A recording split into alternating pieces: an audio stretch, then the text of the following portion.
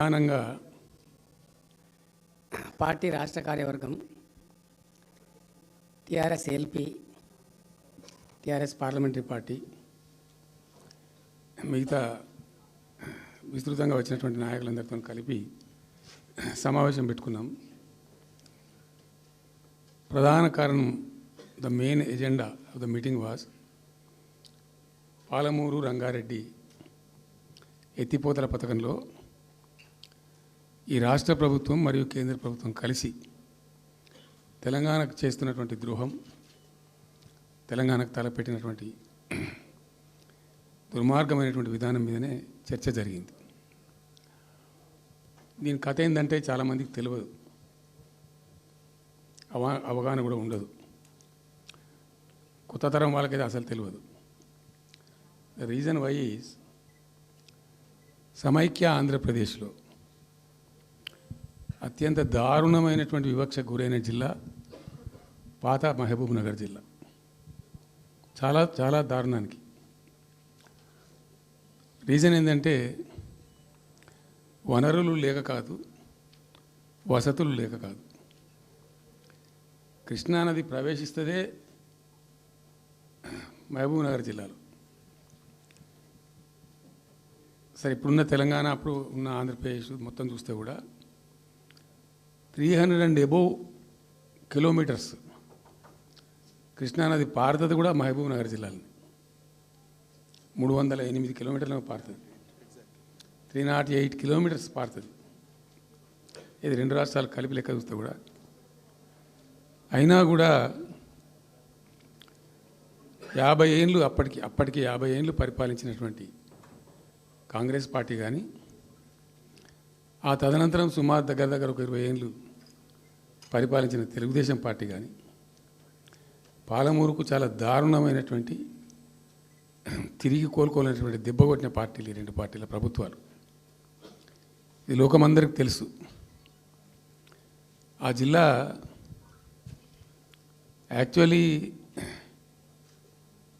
Upper Krishna project, భీమా project, Tungabhadra ఎడమ కాలువ project, దాని ద్వారా ఆనాటికి అన్ని ఫైల్స్ ఉన్నాయి, రికార్డ్స్ ఉన్నాయి. ఏదో ఒకటి స్టోరీ కాదు. 174 టీఎంసీలు నీళ్ళు పాలమూరు రంగారెడ్డి జిల్లాకు రావాల్సి ఉండే. పాలమూరు జిల్లాకు ఆనాటి ప్రతిపాదిత ప్రాజెక్టుల ప్రకారం రావాల్సి ఉండే. ఆంధ్రప్రదేశే ఏర్పాటే తెలంగాణ పాలిట పెనుశాపం. కొంతమందికి నచ్చదు, కానీ పెనుశాపంగా పరిణమించింది ఆంధ్రప్రదేశ్ రాష్ట్ర ఏర్పాటు. మొత్తం తెలంగాణకు, అందులో మోర్ స్పెసిఫికల్లీ మహబూబ్ నగర్ జిల్లాకు జరిగినటువంటి తీవ్రమైనటువంటి అన్యాయం. ఎస్ఆర్సి యాక్ట్ అంటే స్టేట్ రీఆర్గనైజేషన్ యాక్టు స్పష్టంగా చెప్తుంది, ప్రతిపాదించబడి ఆల్రెడీ శాంక్షన్ అయ్యి జరుగుతుండే ప్రాజెక్టులు, కంటెంప్లేట్ చేసి ఉన్న ప్రాజెక్టులు, వాటిని మార్చకూడదు, అవి కొనసాగించాలి. ఆ చట్టం ఉండగా కూడా వాటి అన్నిటిని కాదని వీటిని మొత్తం అబాండన్ చేసి పడేసిండ్రు. అట్లా చాలా చేసినారు. అక్కడ గోదావరి మీద చూసుకుంటే దేవునూరు ప్రాజెక్టు కావచ్చు, ఇచ్చంపల్లి కావచ్చు, రకరకాల ప్రాజెక్టులను అబాండన్ చేసినారు. అందులో అతి తీవ్రమైనటువంటి అన్యాయం మహబూబ్ నగర్ జరిగింది. ఇలా మహబూబ్ నగర్కి ఇచ్చే పాలమూరు ఎత్తిపోతలో మరొకటి కొత్త స్కీమ్ కాదు. గతంలోనే 174 టీఎంసీలకు ప్రాజెక్టులు రూపకల్పన జరిగి అంత అయింది. అయితే మేము చాలా వాదించినాం. మధ్యలో బ్రిజేష్ కుమార్ ట్రిబ్యునల్ వస్తే కూడా అక్కడ పోయి ఆ ట్రిబ్యునల్ని కలిసి చాలా ప్రయత్నాలు చేసినాం. ఉద్యమ సందర్భంలో, ఉపన్యాసాలలో, కరపత్రాలలో, జలసాధన ఉద్యమ సందర్భంలో, మా క్యాసెట్ల రూపంలో, స్పీచ్ల రూపంలో, కరపత్రాల రూపంలో, పోస్టర్ల రూపంలో, క్యాసెట్ల రూపంలో రకరకాలుగా వాదించుకుంటూనే ట్రిబ్యునల్ కూడా వేయాలని పోతే ట్రిబ్యునల్కు ఉండే ఒక డెలికసీ ఏంటంటే వాళ్ళు రాష్ట్రాల మధ్య పంపిణీ చేస్తారు తప్ప రాష్ట్రం లోపల ఉండేటువంటి ఒక ప్రాంతానికంటే వాళ్ళు చేయరు. మీకు రాష్ట్ర హోదా లేదండి, మీరు ప్రాంతము, మీరు రాష్ట్రంతో కొట్లాడుతున్నారు, అది వేరే సంగతి, కానీ మేము స్వీకరించలేము, తీసుకోలేము చట్ట ప్రకారం అని చెప్పి వాళ్ళు నిరాకరించారు. సరే, ఆ తదనంతరం ఉద్యమం జరిగింది, మీ అందరికీ తెలుసు. ఇక్కడ ఇంకొకటి కూడా తప్పకుండా చెప్పాలి. బచావత్ ట్రిబ్యునల్ ఏర్పాటైనప్పుడు అతను పంపకాలు చేస్తూ బచావత్ ట్రిబ్యునల్లో స్పష్టంగా రికార్డెడ్ ఇప్పుడు ఉంది. బచావత్ ట్రిబ్యునల్లో స్పష్టంగా పొందుపరచబడి ఉంది. ఇప్పుడు బచావత్ గారు ఖుద్దు రిటైర్డ్ సుప్రీంకోర్టు జడ్జి, ఆయన స్వయంగా ఏమన్నాడంటే, ఈ ప్రాంతం నిజంగా చాలా నిరాదరణకు గురైంది, ఇంకా అవుతూ ఉన్నది. ఆ రోజు విపత్కర పరిస్థితి, దుర్భరమైన పరిస్థితి ఏంటంటే, పాలమూరు గురించి గంటెడు నీళ్ళు అడిగిన వాళ్ళు లేడేవాడు. ఇంత కేటాయించండి, ఈ కరువు జిల్లా ఉంది అని అడిగేవాడే లేడు.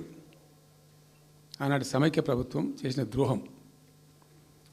బచావత్ ఏం చేసిండు, మాకు చూడబుద్ధి అయితే లేదు, ఇది మా అంతలా మేమే సూమోటో ఈ సమైక్య ప్రభుత్వం ప్రతిపాదించకపోయినా ఒక 17 TMC జూరాల ప్రాజెక్టు మంజూరు చేస్తున్నాము.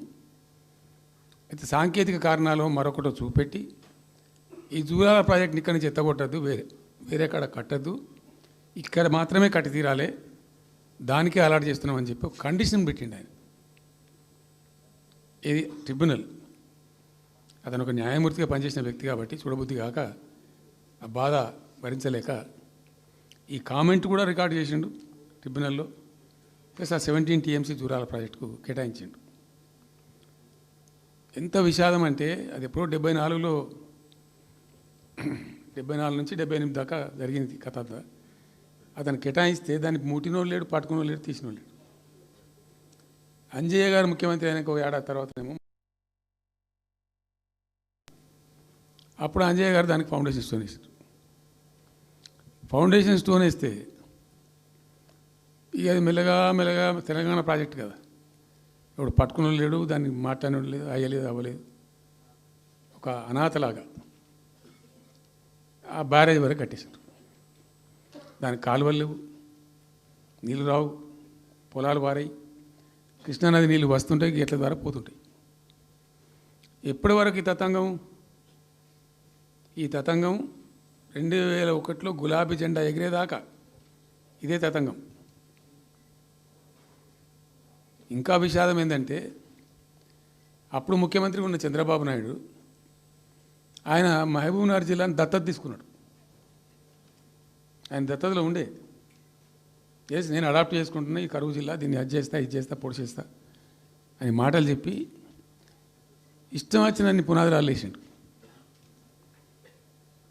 కల్వకుర్తి, మన్ను, మశాను, రకరకాల పునాదురాలు వేసుకుంటూ ఉద్యమ సందర్భంగా నేను చేసే ఉపన్యాసాలలో నేను మాట్లాడేది, ఈ పునాదిరాలన్నీ ఎందుకు మనకు పట్క ఏడుస్తానిక, చూస్తానిక, ఏం లాభము, ఈ రాళ్ళన్నీ కృష్ణానదిలో అడ్డమేస్తూ చెక్కడమని అయితే భయ అనేది నేను నవ్వేది, జనం సప్పట్లు కొట్టేది సభలలో నేను చెప్తుంటే. ఒక్క డ్రాప్ వాటర్ కూడా పొలాలు పారడానికి రాలే. తత్ఫలితం ఏంది? Net result. What was the net result? Palamuru జిల్లాలో ప్రతి తాలూకా కేంద్రం, అంటే ప్రతి నియోజకవర్గ కేంద్రం నుంచి వలసలు పోవడానికి ప్రజలు ప్రతి బొంబాయి నుంచి bus, Narayanpet Bombay bus, Wanaparthy Bombay bus, ఇంచుమించు అన్ని తాలూకాల నుంచి బొంబాయికి డైరెక్ట్గా బస్సు. ఏం చేస్తారు? ప్రజలు పొట్ట చేత పట్టుకొని వలస పోవాలి, బతకపోవడు తప్ప ఇంకో గతి లేదు. జిల్లాకు జిల్లా మొత్తానికి మొత్తం 100% కృష్ణా బేసిన్లో ఉంటుంది. భయంకరమైన కరువు. చివరికి ఆ జిల్లాలో ఉండే అనేక మంది కవులు అనేక పాటలు రాసిండ్రు. ఆ గోరెటి వెంకన్న గారు అయితే పల్లెలో పల్లెలు మొలిసే పాలమూరులోన అని చెప్పి పాట రాసి పాడిండు. ఆ పాట బాగా పాపులర్ సాంగ్ కూడా, తెలంగాణ ఉద్యమం పొడుగుతో కూడా భయంకరంగా మోగినటువంటి సాంగ్. సో అట్లా జరుగుతూ ఉంది. మేము ఏడుస్తా పోయినాం, చూస్తా పోయినాం. అవి ఉన్న రెండే ప్రాజెక్టులు. ఒకటి బచావతి పెడితేనేమో జూరాల గతి అది. అప్పుడు చంద్రబాబు నాయుడు గారి స్లోగన్ సమైక్య రాష్ట్రంలోనే సమగ్ర అభివృద్ధి.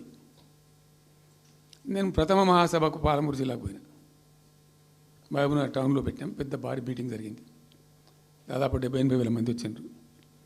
ఆ మీటింగ్లో నాకు బాగా కోపం వచ్చి, ఏమయ్యా చంద్రబాబు నాయుడు, అప్పటికి ఏంటంటే కర్ణాటకకి కొంత ముంపు ప్రాంతం ఏమిటి, దూరాల ప్రాజెక్టులో ఏంటంటే కొద్ది ముంపు ప్రాంతం కర్ణాటక రాష్ట్రంలో ఉంటుంది. ఒక 13 కోట్ల రూపాయల వరకు కాంపెన్సేషన్ కట్టాల్సి ఉండి కట్టడు, ₹1 కట్టడు. ఏమయ్యా చంద్రబాబు నాయుడు గారు, నువ్వు దత్తత తీసుకున్నావు, కథ తీసుకున్నావు, డైలాగులు చెప్తున్నావు, ఇక్కడ చచ్చిపోతాను జనము, బొంబాయికి వలసలు పోతుండ్రు. ఇటువంటి పరిస్థితులలో కూడా కర్ణాటకకు డబ్బులు కట్టడానికి డబ్బులు లేవా? ఇదేనా సమైక్య రాష్ట్రంలో సమగ్ర అభివృద్ధి అంటే? పట్టిగా బ్యారేజ్ ఆ గోడలకు కట్టిన విడిచిపెట్టేది చూసి తమాషా పడన్నా అని చాలా తీవ్రమైన విమర్శలు చేశాను. మోకాళ్ళ మీద పరిగెత్తి కట్టిండి చంద్రబాబు నాయుడు. అప్పుడు ఆ కర్ణాటక చెల్లించాల్సిన కంపెన్సేషన్ ఏదైతుందో మోకాళ్ళ మీద ఉరికి నా దాడి తట్టుకోలేక కంటిన్యూగా పెట్టినాం. దాని తర్వాత చంద్రబాబు నాయుడు పార్టీకి సంబంధించిన ఎమ్మెల్యేనే ఆర్డీఎస్ దగ్గర బాంబులు పెట్టి పేల్చేయడం, అది మీ అందరికీ కూడా తెలుసు. బాంబులు పెట్టి పేల్చడం 2 సార్లు 3 సార్లు పేల్చారు. నేను ఫస్ట్ ఉద్యమంలో, తెలంగాణ ఉద్యమం స్టార్ట్ అయిన తర్వాత నేను ఎంచుకున్న ఎజెండా, నా ఎజెండాలో మొదటి పాదయాత్ర నేను చేసినటువంటిది జోగులాంబ టు గద్వాల పాదయాత్ర చేసిన. ఈ అన్యాయం సంగతి ఏంది అని దాన్ని ప్రజలలో ఎండగట్టాలని చెప్పి, గవర్నమెంట్ కూడా ఒత్తిడి తేవాలని చెప్పి, ఎందుకు తెలంగాణ ఉద్యమం చేస్తున్నాం అనేది లోకానికి తెలియాలని చెప్పి నేను జోగులాంబ టు గద్వాల పాదయాత్ర చేసిన. దాన్ని మొత్తం అసలు కంప్లీట్ 80,000 ఎకరాలకు బారాల్సినటువంటి ఆ ఆర్డీఎస్ కెనాలు 15,000 ఎకరాలు, 10,000 ఎకరాలు, 20,000 ఎకరాలకు వచ్చింది, తగ్గిపోయింది. అడిగే నాతుడు లేడు. నేను అంతకు ముందే, పాదయాత్ర కన్నా ముందే స్వయంగా మేమందరం జిల్లా మహబూబ్నగర్ జిల్లా నాయకులు నేను కలిసి, ఆర్డీఎస్ హెడ్ వర్క్స్ ఎక్కడ ఉంటాయంటే కర్ణాటకలో ఉంటాయి, రాయచూరు దగ్గర. అక్కడ దాకా పోయి మొత్తం ఆశాంతం ఆ కాలువ పొడవుతో తిరిగి అర్థం చేసుకొని ఆ తర్వాతనే నేను గద్వాల టు మన ఆలంపూర్ టు గద్వాల పాదయాత్ర పెట్టాం. తిరిగి దాన్ని ఎక్స్పోజ్ చేసినాం. అప్పుడు అక్కడ గొడవ చేస్తే మళ్ళీ అప్పుడు జూరాల లింక్ కెనాల్ని మొదలుపెట్టింది చంద్రబాబు నాయుడు. జూరాల టు ఆర్డీఎస్కు లింక్ కెనాల్ అని మళ్ళీ డ్రామా కట్టి, అంటే ప్రతిసారి ఏమార్చడము, తెలంగాణ ప్రజలను ఒక రకమైన దగా చేయటం తప్ప రాలే, ఒక డ్రాప్ వాటర్ రాలే, ఎప్పుడు రాలే. సరే కొట్లాడుతూ పోయినాం, ప్రజలు బాగా కలిసి వచ్చిండ్రు, సందర్భం కలిసి వచ్చింది, తెలంగాణ అదృష్టం బాగుంది, తెలంగాణ రాష్ట్రం ఏర్పడింది. ఇదంతా కూడా మీకు అన్న ముందు జరిగిన చరిత్ర, ప్రతి ఒక్కరికి తెలిసిన చరిత్ర. ఇది ఏం కొత్త స్టోరీ కాదు, కల్పిత కథ కాదు, పుట్టించి చెప్పేది కాదు. పాలమూరు జిల్లా యొక్క దరిద్రం, ఆ దరిద్రంలోకి పాలమూరు నెట్టివేయబడ్డ పరిస్థితి. నేను అందుకే ఓకే మొత్తుకునేది కదా, తెలంగాణ వెనుకబడ్డ ప్రాంతం కాదు, వెనుక పడేయబడ్డ ప్రాంతం, వెనుకకు నెట్టివేయబడ్డ ప్రాంతం అని చాలాసార్లు చెప్పేది నేను, వందల ఉపన్యాసాల్లో చెప్పినాం. అది ప్రూవ్ టు బి కరెక్ట్. దాని తర్వాత ఎక్కడి దాకా పోయిన పరిణామాలంటే, పాలమూరు జిల్లాలో ఎండాకాలం వచ్చిందంటే గంజి కేంద్రాలు పెట్టేది. ఏడిసినాం మేము ఒకరోజు, గంజి కేంద్రాలతోని పాలమూరు, ఎందుకంటే యువకులంతా పాపం వలస ఉన్న ముసలివాళ్ళు చచ్చిపోడు, తిండి దొరకక, దానికి గంజి కేంద్రాలు పెట్టి కమ్యూనిస్ట్ పార్టీలు వాళ్ళు వచ్చేదో కొంత అడావుడు చేసి ప్రజలకు కొంత గంజి పోసే ప్రయత్నం. చివరి గంజి కేంద్రాలు పెట్టే స్థాయికి దిగజారిపోయింది పాలమూరు. కృష్ణా నది 300 కిలోమీటర్లు పారే జిల్లాలో చాలా దారుణం పోయింది. లివ్వ అంటే కేటాయింపులు ఉన్నాయి, పత ఉంది, కార్ఖానా ఉంది, అప్పర్ కృష్ణా పేరుంది, తుంగభద్ర కాలువ పేరుంది, రకరకాల భీమా ప్రాజెక్టు పేరుంది, అన్నీ ఉంటాయి కానీ ఇవి రాదు. చూడడానికి మళ్ళీ ముఖ్యమంత్రి దత్తతలో ఉంటుంది కానీ రాదు, ఏమీ రాలే. ఇంకా అందంగా ఈ ప్రాజెక్టులను, నేను కూడా అప్పుడు తెలుగుదేశం పార్టీలో పనిచేసిన కదా, ఈ ప్రాజెక్టులకు పెండింగ్ ప్రాజెక్టులను పేరు పెట్టారు, ఒక టైటిల్ గొప్పతనంలాగా. పెండింగ్ ప్రాజెక్టుల జాబితాలో వాటిని తోసేసి పాలమూరును ఆ గతికి తెచ్చారు. సరే రాష్ట్రం వచ్చింది. వచ్చిన తర్వాత జరిగింది ఏంది, టోటల్గా మేము సమీక్ష చేసుకున్నాం. గోదావరి అయింది, గొంగడి అయింది, కృష్ణ అయింది, మనకు రావాల్సిన వాటా అయింది, దగా జరిగింది ఎక్కడ, ఎట్లా సరిదిద్దాలా, ఎట్లా మన ప్రయాణం ముందుకు పోవాలా, ఏం జరగాలి అని ఆలోచన చేసినాం. చాలా తీవ్రమైనటువంటి మదన పడ్డం. టాప్ ప్రయారిటీలో ఈ జిల్లా ఆదుకోవాలి మనం. అత్యంత భయంకరమైన కరువు ఉంది ఇక్కడ, కొంచెం లైన్లో పెట్టుకోవాలి. ఇప్పుడు మన సొంత రాష్ట్రం కాబట్టి మనకు ఆ ఇబ్బందులు ఉన్నాయని చెప్పి మా ప్రస్థానం ప్రారంభించాం. మొట్టమొదలు యుద్ధ ప్రాతిపదికన ఏవైతే పెండింగ్ ప్రాజెక్టులను పెట్టినరో వాటిని రన్నింగ్ చేసినాం. వాటిని అన్నిటికీ నెట్టెంపాడు కావచ్చు, భీమా కావచ్చు, కల్వకుర్తి కావచ్చు, అన్నిటిని కూడా బ్రహ్మాండంగా లైన్లోకి తెచ్చి స్టార్ట్ చేసినాం. నికరంగా 6.5 లక్షల ఎకరాలకు ఆయకట్టు తెచ్చినాం ఆ పాలమూరు జిల్లాలో. మా గవర్నమెంట్ ఉన్నప్పుడే. ఇది అక్కడ ప్రజలందరికీ తెలుసు, అందరికీ తెలుసు, ప్రతి వాళ్ళకి తెలుసు. సామర్థ్యాలు పెంచుకున్నాం కొన్ని. నెట్టెంపాడులో భాగంగా ఒకటి రేలంపాడు రిజర్వాయర్ ఉంటుంది. అది జస్ట్ 1.5 TMs, 1/4 to 2 TMs అది ఉండే. నేను రివ్యూ చేసి అక్కడ రైతులతో మాట్లాడి, మీకు పంట పండదు, కష్టమవుతుంది కాబట్టి దీన్ని కొద్దిగా పెంచాలని చెప్పి డబుల్ ద సైజ్ చేసినాం, 4 TMs చేసినాం, పంట పండాలి కాబట్టి. అట్లా రకరకాల చర్యలు తీసుకొని దాని ద్వారా ఆ కల్వకుర్తి లిఫ్ట్ ఇరిగేషన్ ద్వారా, ఈ నెట్టెంపాడు ద్వారా, భీమా ద్వారా, భీమా phase 1 phase 2 ద్వారా అన్నీ కలిపి 6.5 లక్షల ఎకరాలకు. వాస్తవం చెప్పానంటే ఎంత దుఃఖభాజనం అంటే, ఎంత బాధాకరం అంటే, కృష్ణానది 300 కిలోమీటర్లు ప్రవహించేటువంటి పాలమూరులో 30,000 ఎకరాలు కూడా పారకం లేదండి. RDS అన్నీ కలిపి లేదు, అసలు రావు, నీళ్ళు రావు, కాలువ లేదు, పొలం లేదు, ఏం లేదు. అందుకే అది వలసల జిల్లా అని పేరు ఎందుకు వచ్చింది పాలమూరుకు? ఎందుకు వలస పోతారు ప్రజలు? ఎంత కంపల్షన్ ఉంటే పోతారు, ఎంత దుఃఖం ఉంటే పోతారు, ఎంత బాధ ఉంటే పోతారు. ఆ విధంగా ఒక 6.5 లక్షల ఎకరాలకు దానికి తెచ్చినాం. మిషన్ కాకతీయలో కొద్దిగా ప్రయారిటీ పెట్టి, భౌగోళికంగా బాగా విశాలంగా ఉండే జిల్లా కాబట్టి ఇప్పుడు కొత్త జిల్లాలు చేసుకున్నాం, కానీ ఆ రోజు అది పెద్ద జిల్లా. దానికి మిషన్ కాకతీయలో టాప్ ప్రయారిటీ ఇచ్చి మైనర్ ఇరిగేషన్ చెరువులు మొత్తాన్ని పోయినాయిగా అమ్ముకున్నారు, అబాండనైనాయి. మిగిలిన వాటిని కొన్ని సామర్థ్యాలు పెంచి ఒక పద్ధతికి తెచ్చినాం. అదో 1,20,000, 1,50,000 ఎకరాలకు అది దోహదపడ్డది. చెక్ డ్యాములు కూడా కట్టుకున్నాం. చాలా వాగుల మీద 100 కొద్ది చెక్ డ్యాములు కట్టినాం. ఇవన్నీ కూడా మీ కళ్ళ ముందే జరిగినాయి, మీ అందరికీ కూడా తెలుసు.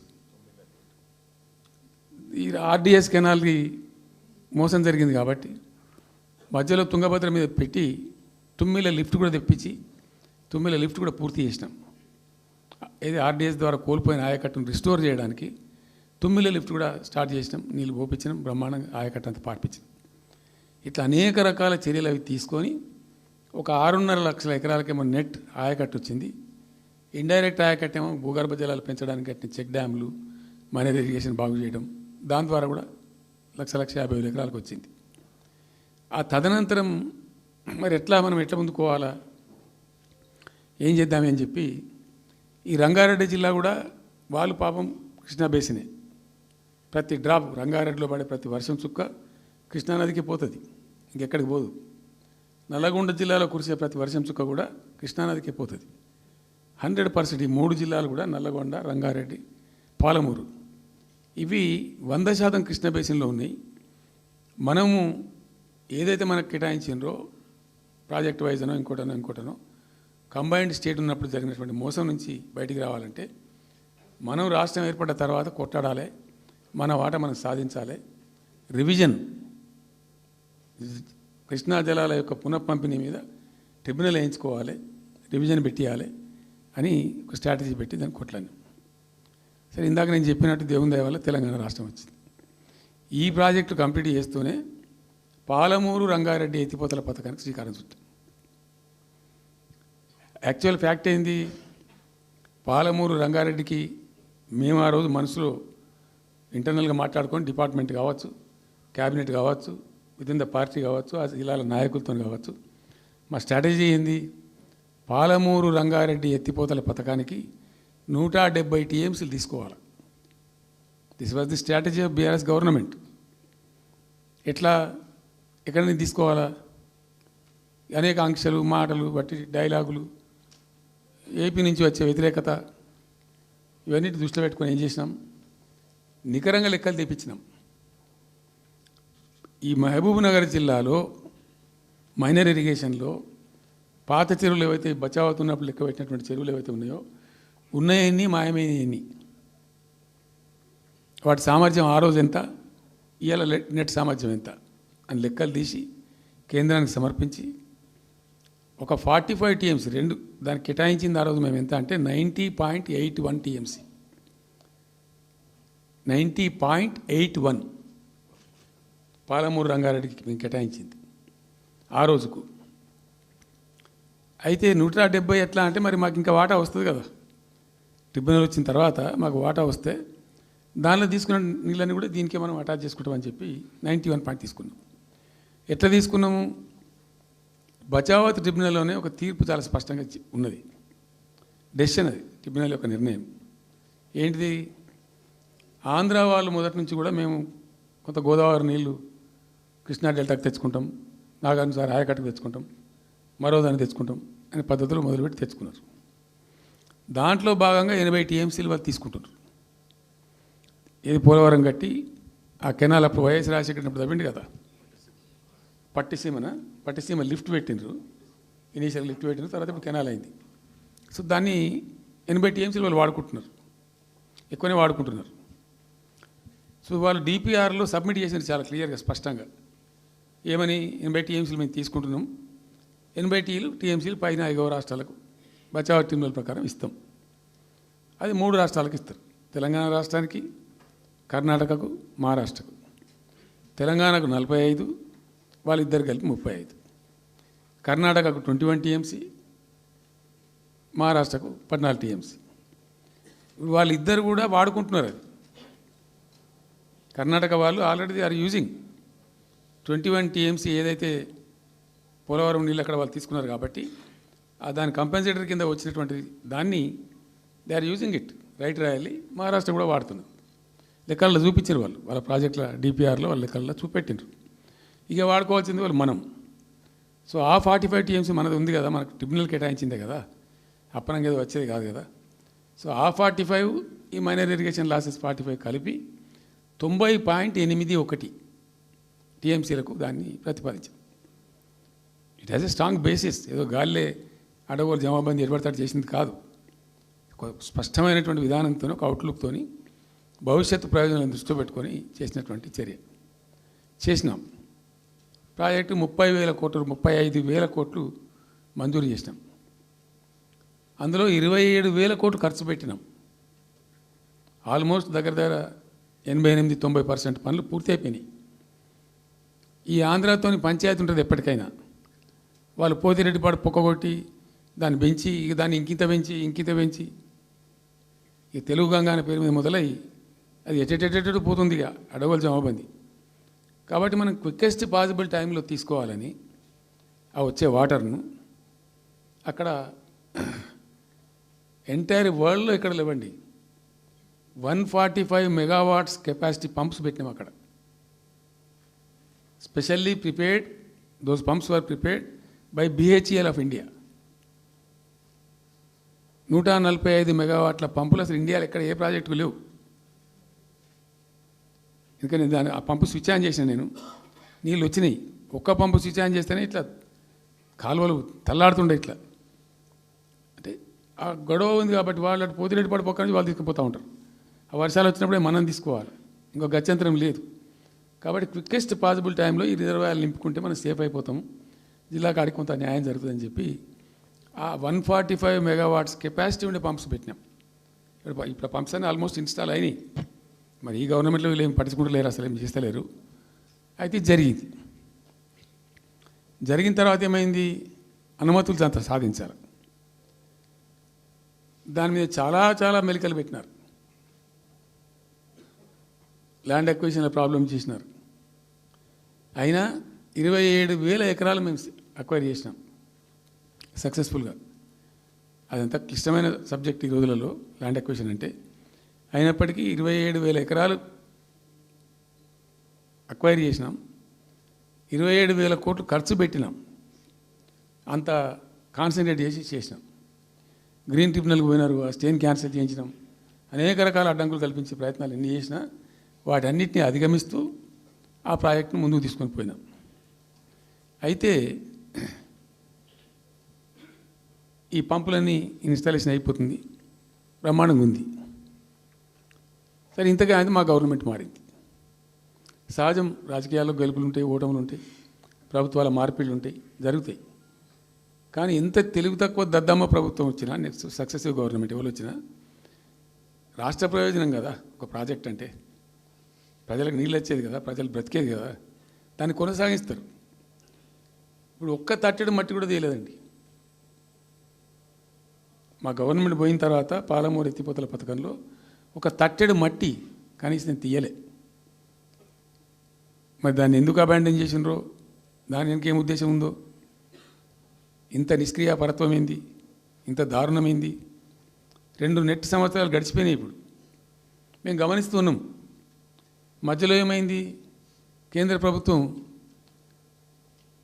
ప్రభుత్వంతో తమాషా. బీజేపీ మొదటి నుంచి మాకు తెలంగాణకు శని అయింది. అది కేంద్ర ప్రభుత్వం ప్రతిదాన్ని వ్యతిరేకించడమే. ప్రతిదానిగా చంద్రబాబు ఎన్డీఏలో చేరడం, ఆయన మాటలు పట్టుకొని వ్యతిరేకించడం, అడ్డంగా ఇష్టం వచ్చిన పద్ధతిలో. మేము బాగా కొట్టాను. మేము ఉన్న రోజులు అనేకమైనటువంటి పోరాటాలు చేసి దాన్ని అప్పటికప్పుడు సాధించుకున్నాం. అనుమతులు కానీ ఇంకోటి కానీ మొత్తం 9-10 అవసరం పడతాయి. అందులో 6 అనుమతులు ఆల్రెడీ వచ్చేసినాయి.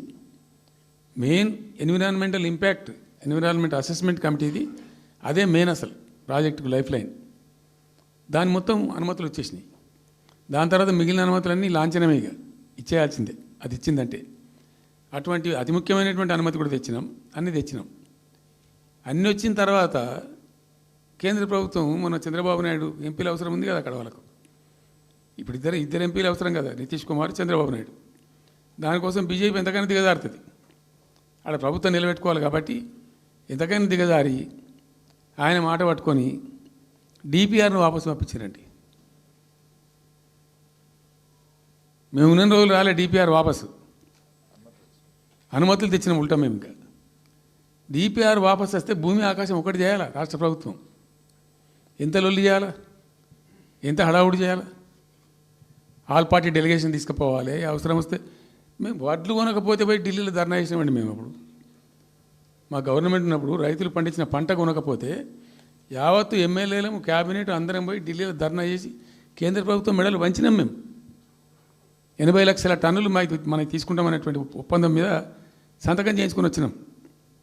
వడ్లు కొనిపించినాం ఎఫ్సిఐతోని. మామూలు వడ్లు కొనకపోతేనే మేము అంత అడావుడి చేసిపోయినాము. కానీ ఒక ఇంత పెద్ద ప్రధానమైన 3 జిల్లాలకు సంబంధించిన ప్రాజెక్టు డిపిఆర్ వాపసు పంపిస్తే వీళ్ళు కుయ్యలేదు, కుట్టుకోలేదు, వాళ్ళకి చెప్పని కూడా చెప్పలేదు. తెలియదు ఎవరికి బయట. జస్ట్ దేవర్ ఇంకా బాధాకరమైన అంశం ఏంటంటే, అసలు 170 టీఎంసీలకు దాదాపు మేము ఏమి చేస్తే బ్రిజేష్ ట్రిబ్యునల్ నడుస్తుంది కదా. దీనిలో ఎట్లుంటుందంటే ఇంకో విషయం అండి, దీన్ని స్పష్టంగా చెప్తున్నాను, మళ్ళీ కన్ఫ్యూజన్ వద్దు. దేశంలో ఒక కొత్త రాష్ట్రం ఏర్పడితే దానికి కొన్ని సంక్రమణలు ఉంటాయి. నీళ్ళెన్ని రావాలి, బలాన్ని ఎంత రావాలి, ఫలాన్ని ఎంత రావాలి అని కొన్ని సంక్రమిస్తాయి ఆటోమేటిక్గా. అది ఎస్ఆర్సి యాక్ట్. భారతదేశంలో ఇనీషియల్గా ఉన్నాయి 14 స్టేట్సే. ఇప్పుడు జమ్మూ కాశ్మీర్ అదేదో వాళ్ళు చేసినారు, కానీ అదర్వైజ్ 15 రాష్ట్రాల తర్వాత ఏర్పడ్డాయి. వాళ్ళు దాన్ని ఇప్పుడు యూనియన్ టెరిటరీ చేసింది కదా లద్దాఖ్ను. 15 అంటే ఒరిజినల్గా ఉన్నదానికంటే ఇంకో రాష్ట్రం ఎక్కువ కలిపి కొత్త రాష్ట్రాలు వచ్చినాయి. సో వాటికి పద్ధతి ఉంది. ఏ రాష్ట్రం ఏర్పడ్డప్పుడు దానికి ఏదేమి ఇవ్వాలి, హైకోర్టు ఎట్లా, పలాంది ఎట్లా అన్నీ దానికి ఒక చట్టం ఉంది. అవన్నిటిని బుల్డోజ్ చేస్తూ ఇక్కడ ఇయ్యలే. నీళ్ళు ఎన్ని రావాలా, ఫస్ట్ ఛాయిస్ వాళ్ళకి ఇస్తారంటే ఆ రాష్ట్రాలకు ఇస్తారు. ఏ రాష్ట్రాలు అయితే విడిపోయినాయో మీరు మ్యూచువల్ అండర్స్టాండింగ్లో చేసుకోండి అని ఇస్తారు. ఇక్కడ పొసిగే కార్యక్రమం కాదు. కాబట్టి మేము ఏం చేసినామంటే 1 ఇయర్ తర్వాత, 1 ఇయర్ లోపు ఒకవేళ పరిష్కారం అయితే రెండు రాష్ట్రాలు చేసుకోవాలా, లేదా సెంట్రల్ గవర్నమెంటే ఆర్బిట్రేషన్ ద్వారా చెయ్యాలా కూర్చొని. చేయనప్పుడు ఏం చేయాలంటే సుప్రీంకోర్టుకు పోవాలి. మేము 1 year తర్వాత కేంద్ర ప్రభుత్వానికి అప్పీల్ చేసినాం. సెక్షన్ 3 వేయండి, మాకు కృష్ణా జలాల పునఃపంపిణీ చేయండి. చేస్తే దాన్ని వాళ్ళు ఖాతరు చేయాలి. మేము సుప్రీంకోర్టుకు పోయినాం. సుప్రీంకోర్టు కోపానికి వచ్చింది కేంద్ర ప్రభుత్వం మీద కూడా. ఒక రాష్ట్రం అంటూ ఏర్పడ్డప్పుడు యాక్ట్ ప్రకారం, పార్లమెంట్ యాక్ట్ ప్రకారం వాళ్ళకి రావాల్సిన అన్నీ రావాలి కదా. మరి ఇది కూడా వాళ్ళకి ఏదో తేల్చండి, మీరు తెలుస్తారా లేదంటే అప్పుడు ఆ మంత్రి, ఆయన పేరు షెకావత్ ఉండే కదా, గజేంద్ర సింగ్ షెకావత్, నేను ఢిల్లీ పోయినప్పుడు నన్ను రిక్వెస్ట్ చేసిన ఆయన, భాయ్ సాబ్ మాకు కూడా ఇబ్బంది అవుతుంది, మీరు అది విత్డ్రా చేసుకోండి సుప్రీంకోర్టులో కేసు, మేము సెక్షన్ 3 చేస్తామండి. అప్పటికి 2-3 ఏళ్ళు గడిచిపోయింది, డిలే అవుతా ఉన్నది. నేను పోయినప్పుడు అలా అడుగుతున్నా, పర్సూ చేస్తున్నా, మాట్లాడుతున్నాం, ప్రైమ్ మినిస్టర్ లెటర్స్ ఇచ్చినాం, అన్నీ చేస్తున్నాం. ఫైనల్గా సుప్రీంకోర్టు చివాట్లు పెట్టిన తర్వాత వాళ్ళు ఉండి మీకు విత్డ్రా చేసుకుంటే దయచేసి మేము ఇట్లా సుప్రీంకోర్టు ఆర్డర్ ఇస్తుందని తెలిసిపోయింది వాళ్ళకు కూడా. ఆటోమేటిక్ ఇస్తుంది కదా కోర్టు ఆర్డర్, న్యాయప్రదంగా రావాల్సింది ఇస్తుంది. కాబట్టి ఎట్లా తప్పేటట్లేదు, ఇక కోర్టు ఆర్డర్ ఎందుకని చెప్పి మీరు విత్డ్రా చేసుకోండి భాయ్ సాబ్, మేము ఇచ్చేస్తాం. మంచిగా విత్డ్రా చేసి మళ్ళీ లెటర్ పెట్టినాం. మీరు చెప్పిన ప్రకారం విత్డ్రా చేసుకున్నామండి అంటే లెటర్ పెట్టండి అంటే పెట్టినాం. అది ప్రాసెస్లో ఉంది సెక్షన్ 3 వేయడానికి. చివరికి వేసారు. ఇప్పుడు సెక్షన్ 3 వేసారు, దాని మీద బ్రిజేష్ ట్రిబ్యునల్ అపాయింట్మెంట్ కూడా అయిపోయింది. ఇప్పుడు వాదనలు జరుగుతున్నాయి, మాకేం రావాలి, మీకేం రావాలి, తెలంగాణ రాష్ట్రం, ఆంధ్ర రాష్ట్రం మాట్లాడుతూ ఉన్నారు. సో ద క్వశ్చన్ ఏంది,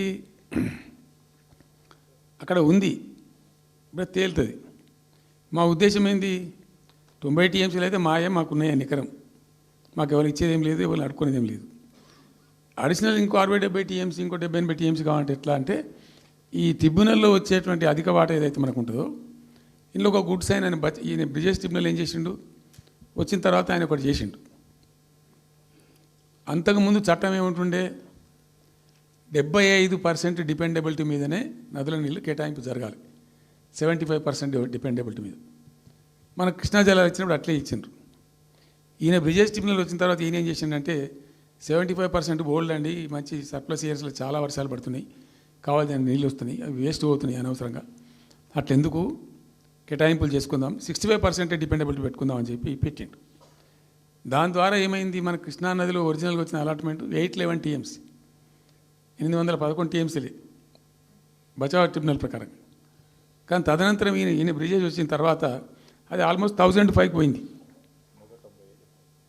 ఇంకో 195 TMC పెరిగింది. ఆ 10% యాడ్ చేసే వరకు పెరిగితే అలా మనకు కూడా ఆటోమేటిక్ వాటా వస్తుంది. ఇప్పుడు తేలుతుంది అది. సో మేము ఆశపడ్డది ఏంటంటే, ఒరిజినల్గా పెట్టుకున్నటువంటి ఈ 90 TMC అది బచావ్ ట్రిబ్యునల్ ఇచ్చిందే 45 TMC. 45 TMC మనం హైయర్ ఇరిగేషన్ లెక్కలు బాజాప్తా తీసి ఇచ్చినాం కాబట్టి అది యాక్సెప్ట్ చేసిన వాళ్ళు.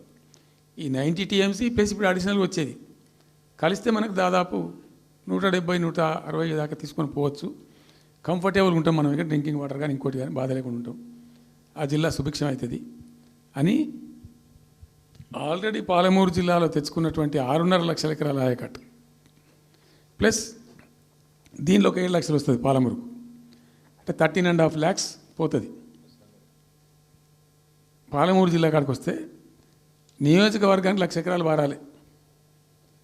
అంత కృషించి అంత కునారిల్లి 60 ఏళ్ళు ఏడిసి గోసపడ్డ పాలమూరుకు ఒక పెద్ద రిలీఫ్ వస్తుంది. దీంతో మొత్తం జిల్లా టాప్ టు బాటం అంతా కూడా ఒక అద్భుతమైనది ఉంటుంది. గ్రావిటీ వారేకాడికి గ్రావిటీ వారుతుంది, లిఫ్ట్ వారుతుంది, చాలా అద్భుతంగా ఉంటుందని చెప్పేసి. తర్వాత వర్ష నీళ్ళు కూడా చాలా వరకు ఈ చెక్ డ్యామ్లలో దానిలో అడ్డుకుంటాం కాబట్టి గ్రౌండ్ వాటర్ కూడా బాగా పెరుగుతుంది. ఎట్లా ఫ్రీ పవర్ ఇస్తున్నాం కాబట్టి దాని ద్వారా కూడా లాభాలు జరుగుతాయని చెప్పి అసెస్మెంట్ చేసి ఇచ్చినాం.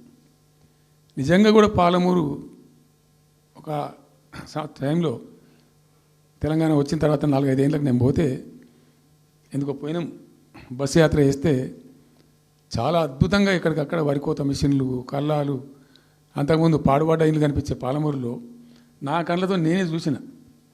ఇంకా ఇది అంతా కంప్లీట్ అయిపోతే ఈ అనుకున్న 15 లక్షల ఎకరాలకు నీళ్ళు వస్తే చాలా దివ్యంగా ఉంటుందని చాలా సంతోషపడుకుంటూ పోయినాం. సరే, ఇప్పుడు కేంద్ర ప్రభుత్వం కొత్తగా తాకీదు, అది ఎవరు చెప్పినారో తెలియదు, వాళ్ళు చెప్తున్నారు. ఇప్పుడు గవర్నమెంట్ ఉన్న వాళ్ళు చెప్తున్నారు.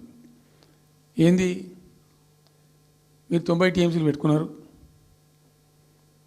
పాత గవర్నమెంట్ పంపించింది, ఒకటి DPR తిప్పి పంపించిండ్రు, దాని మీద సడి లేదు, సప్పుడు లేదు, లుల్లి లేదు, లూకాండం లేదు, తల ఊగుతున్నారు. ఎందుకు తల ఊగుతున్నారు? రాష్ట్ర ప్రయోజనాలు కాపాడడానికి లేకపోతే, రాష్ట్రానికి వచ్చిన నీళ్ళని కూడా కాపాడే స్థితి లేకపోతే ఇదేం దద్దమ్మ ప్రభుత్వం? ఇంత చేత కానీ ప్రభుత్వం ఉంటే ఎట్లా? నోరు లేని ప్రభుత్వం ఉంటే ఎట్లా? పెద్ద నోరు పెట్టుకొని పెద్ద గడబడి చేయాలి కదా. ఒక 10 టీఎంసీలు పోతేనే ఒక్కొక్క రాష్ట్రం ఎక్కడ దాకా పోయి కొట్లాడతారు. ఇవాళ మొత్తం డిపిఆర్ఏ పంపించి ప్రాజెక్ట్ని ఆగం చేసే పరిస్థితి వస్తే సప్పుడు లేదు ఒకటి. రెండవది, ఇప్పుడేం చేసిండ్రు? ఇరిగేషన్ మంత్రికి లెటర్ రాసిండు. వాడు చెప్పిండా చెప్పలేదా భగవంతుని గారికి 45 టీఎంసీలు ఇవ్వండి మాకు అనుమతి అని చెప్పి. ఎట్లా రాస్తావు నాకు అర్థం కాదు. నువ్వు ఏం ముఖం పెట్టుకొని రాస్తావు? ఇదో ప్రభుత్వమా? అంటే ఉన్న వస్త్రానికి పోతే అనవసరం పోయింది అన్నట్టు ఉన్నది కూడా కొట్టుకుంటారు ఎవడన్నా? ఎవరై నీళ్ళు అవి? ఆల్రెడీ బచావ్ ట్రిబ్యునల్ తీర్మానంలో ఇచ్చింది. దాన్ని కర్ణాటక వాడుతుంది, అటు మహారాష్ట్ర వాడుతుంది.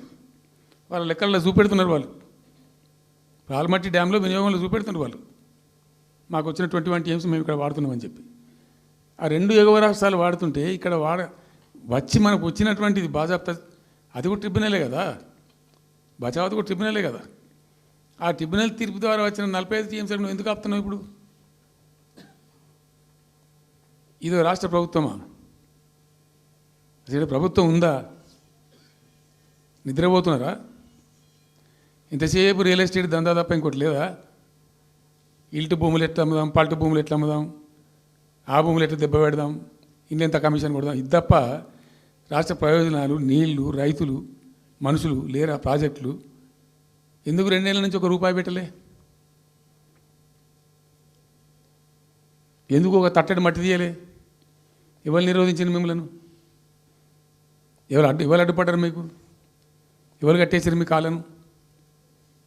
అటు పైసా పనిచేయరు, నిష్క్రియాపరత్వంగా ఉంటారు. డిపిఆర్ పంపిస్తే సపోర్ట్ చేయరు. ఇలా చివరికి 45 టీఎంసీ అని రాస్తారు. అంటే ఏం కాబోతుంది? ఎవరో ఒత్తిడి ఉంది దీని వెనుక? ఏం కుట్ర దాగి ఉంది ఇది? 2 ఏళ్ళ నుంచి నేను మౌనం పాటించి చూసుకుంటూ వస్తున్నాం. తప్పని పరిస్థితి నేను బయలుదేరినప్పుడు తప్పదు. అటు కేంద్రాన్ని ఎక్స్పోజ్ చేస్తాం, ఇటు రాష్ట్రాన్ని ఎండగడతాం ప్రజల మధ్యలో ఖచ్చితంగా. ఇలా మొత్తం విస్తారంగా మాట్లాడినాం, చర్చించినాం. చాలా పెద్ద ప్రజా ఉద్యమాన్ని శ్రీకారం చుడతాం. కంపల్సరీ పాలమూరు, రంగారెడ్డి, నల్లగొండ జిల్లాలలో గ్రామాన దానికి పోస్టర్ డిజైన్ అవుతుంది, కరపత్రం డిజైన్ అవుతుంది. ప్రజా ఉద్యమాలు చేస్తాం, పెద్ద బహిరంగ సభలు పెడతాం. నేను స్వయంగా అటెండ్ అవుతున్న బహిరంగ సభలకు. ప్రజాక్షేత్రంలో ఈ ప్రభుత్వం యొక్క నిష్క్రియాపరత్వాన్ని ఎండగడతాం. ఇప్పుడు వాయిస్ అయితే తెలంగాణకు, మరి తెలంగాణకు ఉన్న ప్రభుత్వం మాట్లాడకపోతే ఇంకెవరు మాట్లాడాలా? మాకు 2 బాధ్యతల్ని, ఒకటి తెలంగాణ తెచ్చిన పార్టీగా, రెండవది ప్రధాన ప్రతిపక్షంగా కూడా కంపల్సరీ మా డ్యూటీ మేము చేయాలి. అందుకోసం గాను వీళ్ళు ఏదో తమాషకు మేము అదోటి ఇదోటి అడ్డం పొడుగు మాట్లాడి, కిరికిరి మాటలు మాట్లాడి, ఈ కారు కూతలు కూసి ఏదో చేస్తామనుకుంటే నడవదిగా. ఈ ఏళ్ళ దాకా వేరే కథ, రేపటి నుంచి వేరే తోలు తీస్తాం ఎక్కడికక్కడ. ప్రజలు ఖచ్చితంగా ఎక్కడికక్కడ నిలబెట్టే ప్రయత్నం చేస్తాం. అడుగున చెక్ చేస్తాం, ప్రతి విషయంలో చెక్ చేస్తాం. Sufficient time we have given. మేము తొందరపడి మేము ఎందుకు కన్నెర్రి అయ్యి మా ప్రభుత్వం పోయింది వీళ్ళు వచ్చింది అనేటువంటి ఒక పిచ్చి అయ్యి అట్లా మేము చేయలే, అటువంటి వాడికి పోలే. ఇష్యూల మీద పోరాడుతున్నాం, ఒకే ఫీజు రియంబర్స్ మీద పోరాడుతున్నాం, ఇంకోటి పోరాడుతున్నాం. రకరకాల భూదందాల మీద, దోపిడీ మీద, లగచర్ల మీద, గిగచర్ల మీద పోరాడుతున్నాం. పార్టీ కొట్టాడుతున్నది, తప్పదు కాబట్టి కొట్టాడుతాం. ఇప్పుడు మొత్తం మొదటికే ముప్పు వచ్చే పరిస్థితి ఉంది. అటు గోదావరి మీద అరాకిరి చేసి చంద్రబాబు నాయుడు, ఏపీ ప్రభుత్వం నల్లమల సాగరు, ఈ సాగరు, ఆ సాగరు, అటు గోదావరి దోపిడీ జరుగుతూ ఉంటే దాని మీద సప్పులు లేదు. ఇటు కృష్ణలో ఇంత ఘోరంగా పాలమూరు ఎత్తిపోతల మీద దీని మీద సప్పులు లేదు. మరి ఎవరి ప్రయోజనాల కోసం ఉన్నట్టు రాష్ట్ర ప్రభుత్వం? ఏం చేయడానికి ఉన్నట్టు? ఏం జరుగుతున్నట్టు రాష్ట్రంలో? కాబట్టి ఎట్టి పరిస్థితుల్లో నేనే స్వయంగా రంగంలో దిగాలనుకున్నా. దినం ఈరోజు డిసిషన్ అయిపోయింది. 2-3 రోజులలో, 2-3-4 రోజులలో, రాబోయే 3-4 డేస్లో ఆయా జిల్లాల నాయకులతో సమావేశమై ఖచ్చితంగా చాలా పెద్ద ఎత్తున అక్కడ గ్రామానికి డప్పు కొడతాం, మొత్తం సభలు పెడతాం, కవులు, గాయకులు, కళాకారులు అందరినీ తట్టి లేపుతాం. మీ పత్రికా విలేకరులను కూడా రిక్వెస్ట్ చేస్తాం. అక్కడ జరిగే అన్యాయాన్ని, ప్రజలకు జరిగేటువంటి అన్యాయాన్ని, ఈ జలదోపిని అరికట్టాలని ఈ కేంద్ర ప్రభుత్వం అవలంబిస్తున్న విధానాన్ని కూడా తప్పకుండా చేస్తాం. ఇన్ని రోజులు ఒక రకంగా పోయినాం, కానీ తప్పేటట్లేదు. ఇప్పుడు ఎవరితోనైనా సరే కొట్లాడతాం, తెలంగాణ కోసం భయపడం, యాందాకాని పోతాం, ఈ కొండ మీద గోపైనా సరే కొట్లాడతాం తప్ప ఇడిచిపెట్టాం. ఇక్కడ ఏమి ముఖాలు చూసేది కానీ ఇంకోటి కానీ నైసిటీస్ ఏమి లేవు. There is no necessity at all.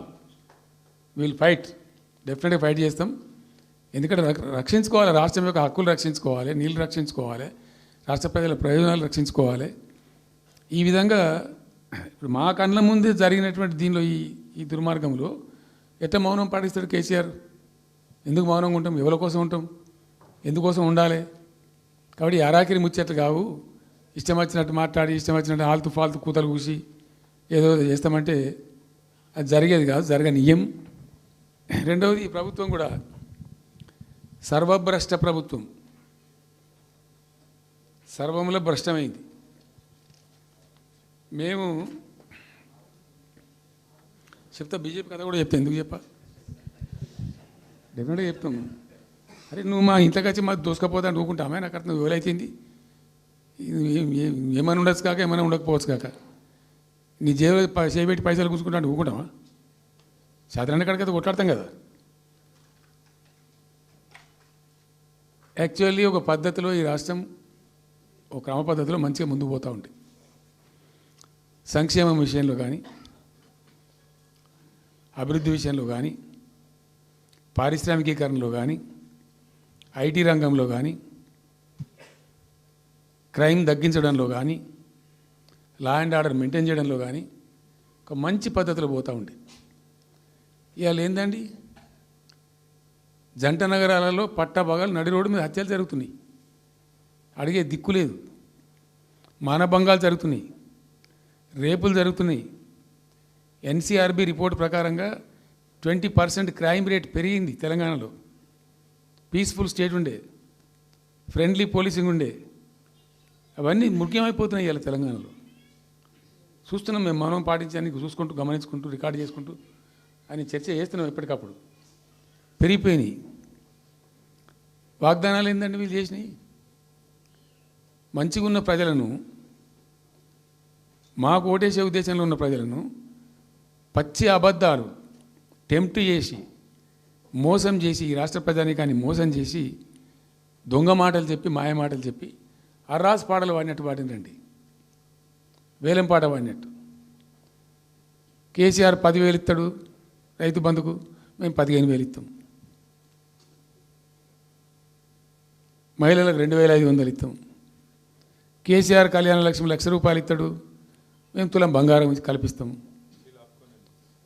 మీరు పెళ్లిళ్ళు చేసుకోకుండా ఆపుండ్రి.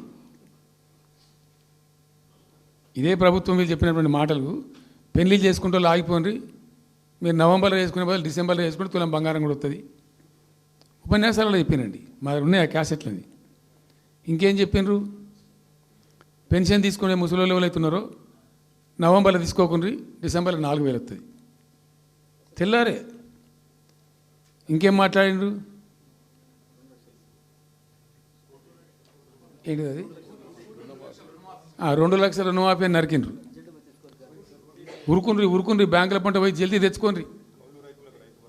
ఇక ఒక్కటి కాదు, అట్లా అర్రాస్ పడవాడినట్టే.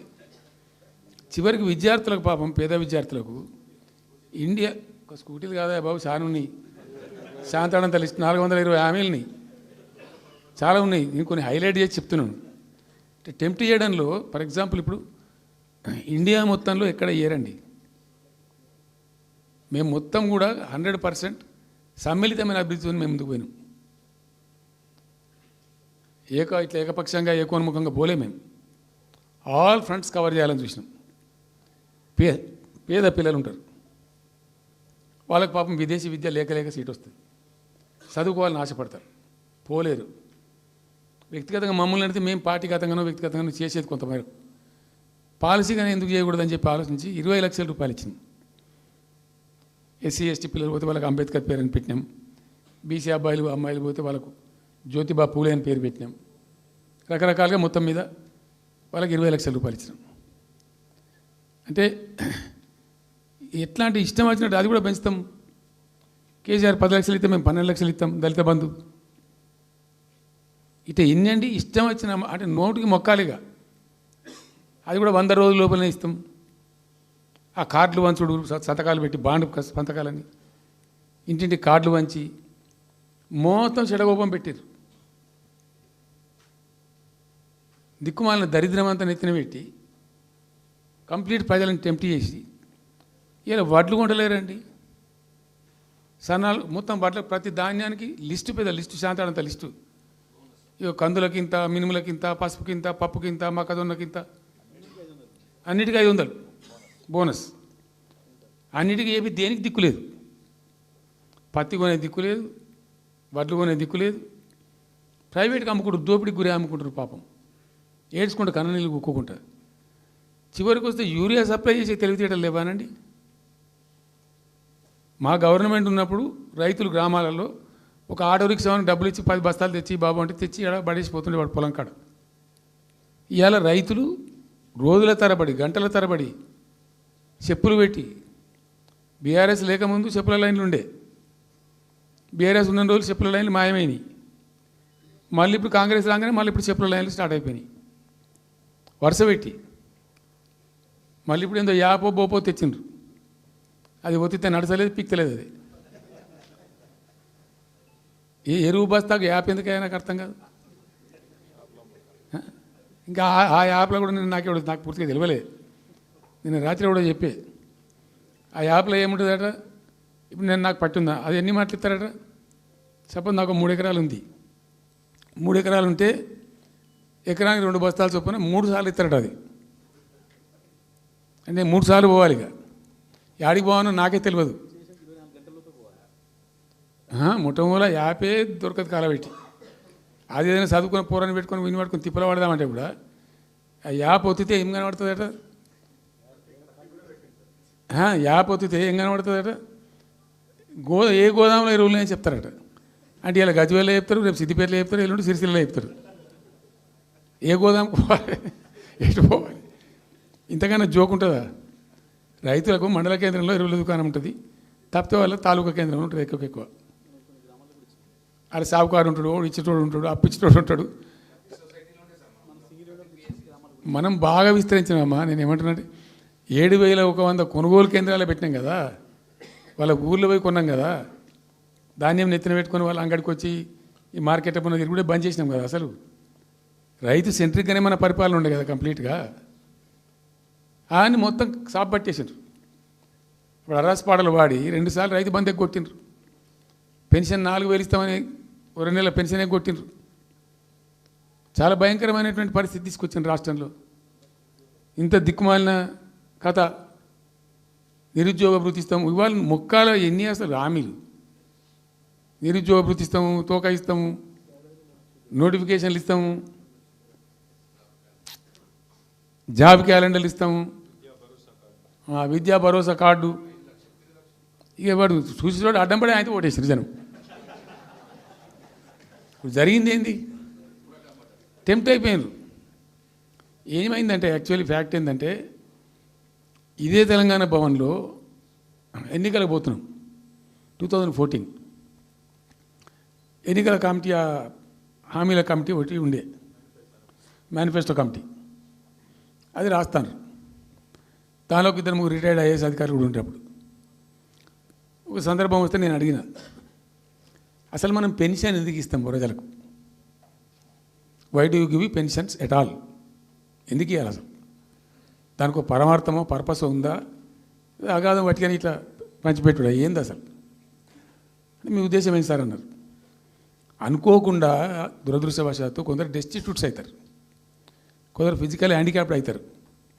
ఇలా మంచిగానే ఉన్నాం, ఏమో ఏమైనా ఒక యాక్సిడెంట్ అయితే కథం తెల్లారి మనం వికలాంగుడు అయిపోతాం, కదలలేని పరిస్థితికి వచ్చేస్తాం. రకరకాలు ఉంటాయి. వృద్ధాప్యం వస్తే పాపం వాళ్ళ పిల్లలు చూసి చూడకపోయారు, కొంతమంది పట్టించుకొని లేని వాళ్ళు ఉంటారు. అట్లాంటి వాళ్ళకు, అనాథలకు, ఆర్ఫన్స్కు, డెస్టిట్యూట్స్కు, విధివంచితులకు ఇచ్చేది పెన్షన్. అది ఎందుకు? అదొక పరమార్థం ఉండాలి. వాళ్ళు బిర్యానీ తినకున్నా, పెద్ద గందరగోళం లేకున్నా కనీసం 2 పూటలు పప్పు పచ్చిపులిసింది అన్నం తిని వాంజాలవాడు పండుకుంటట్టు ఉండన్న ఆ మేరకు ఇవ్వండి అని చెప్పినాం. అప్పుడు ఒక ఆయన గోయల్ సాబ్ అని ఉండే ఐఏఎస్ ఆఫీసర్, ఆయన ఉప్పుకింత పప్పుకింత అని అన్ని రేట్లు లెక్కబెట్టి 670 రూపాయలు ఇస్తే సరిపోతుంది సార్ అని. నేను గావాలకి ఇచ్చేందుకు కోసి చేయను, 1000 రూపీస్ పెట్టు, పెద్ద కథ ఎందుకు అని 1000 చేసాం. దేనికన్నా కానీ 1000 రూపీస్ చేసినాం ఫస్ట్. సెకండ్ టర్మ్ నేను ప్రకటించిన, మళ్ళీ మేము గెలిపించుకొని ఈసారి గెలిస్తే వెంటనే 2000 రూపీస్ చేస్తామని చెప్పాను. మొదలు 1000 అన్నవాడు అడగలే, మా అంతటా మేమే సుమోటోగా మాట్లాడి చెప్పి డే 1 గవర్నమెంట్ ఇచ్చిన ఫస్ట్ క్యాబినెట్ని డిసైడ్ చేసి 1000 రూపీస్ పెట్టాం. 200 to 1000, 1000 to 2000 also first మంత్ని. Second టర్మ్లో మా గవర్నమెంట్ వస్తే ఫస్ట్ మంతే, ఏ మంత్లో గవర్నమెంట్ వచ్చినా అదే మంత్లో 2000 రూపీస్ చేసినాం, జనానికి అందించినాం. జనం కూడా ఏమనుకున్నారు, కేసీఆర్ 2 అన్నప్పుడు 4 అన్నట్టుగా ఇస్తాడు కావచ్చు, టెంప్ట్ అవుతారు పాపం, సహజంగా పేదవాళ్ళు కదా, లేని వాళ్ళు కాబట్టి. మనది కాదు సబ్జెక్ట్, అది కాదు కదా.